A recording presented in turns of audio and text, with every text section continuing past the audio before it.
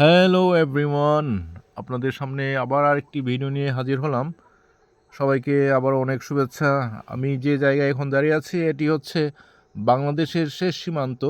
এটি হচ্ছে ত্রিপুরা রাজ্যের বর্ডার। আমি দেখাচ্ছি আপনাদের সামনে। এটি হচ্ছে ত্রিপুরা বর্ডারের সেই তারবেড়া। দেখতে পাচ্ছেন কি সুন্দর জায়গা। আমার কাছে জায়গাটি খুবই ভালো লেগেছে, তাই আপনাদের সাথে আমি শেয়ার করছি। এই যে দেখতে পাচ্ছেন দূর থেকে, এই যে এটি হচ্ছে বিএসএফদের ক্যাম্প।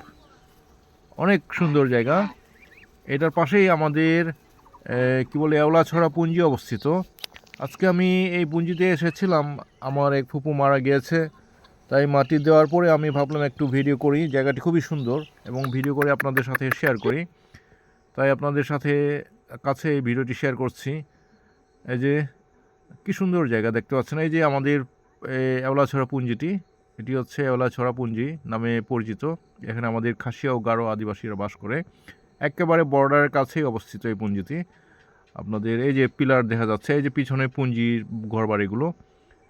ফ্রেন্ডস, ভালো লাগলো তাই আপনাদের সাথে শেয়ার করলাম। অনেক ধন্যবাদ সবাইকে।